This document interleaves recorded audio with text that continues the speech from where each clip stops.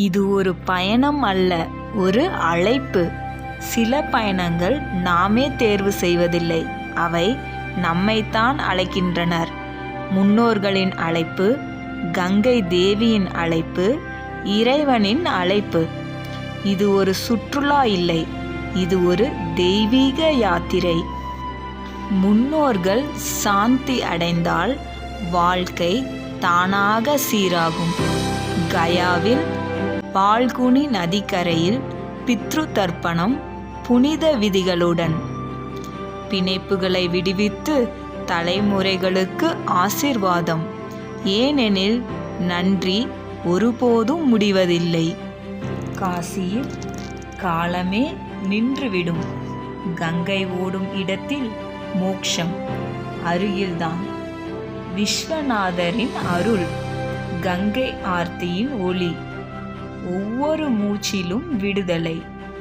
அயோத்தியாவில் தலைவணங்கி மரியாதா புருஷோத்தமன் ராமரின் பாதங்களில் பிரயாக்ராஜ் சங்கமத்தில் ஆன்மாவை சாந்தி செய்து நம்பிக்கை, புனிதம், தெய்வீக சமநிலை. ஹரித்வாரிலிருந்து ரிஷிகேஷ், தேவப்பிரயாக், பத்ரிநாத். நதிகள் தேவதைகள், மலைகள் வேதங்கள். உங்கள் உள்ளம் இந்த அழைப்பை உணர்ந்தால் அதை புறக்கணிக்காதீர்கள்.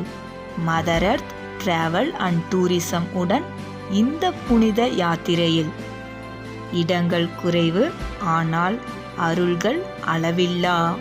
முதல் 2 நாட்கள் சித்தப்பூர், 3வது மற்றும் 4ஆம் நாள் கயா, 5 மற்றும் 6வது நாள் வாரணாசி, காசி, 7வது நாள் பிரயாக்ராஜ், அலகாபாத், 8வது நாள் அயோத்தியா, 9வது நாள் ஹரித்வார், 10வது நாள் ரிஷிகேஷ், 11ஆம் நாள் தேவப்பிரயாக், 12 மற்றும் 13வது நாள் பத்ரிநாத்.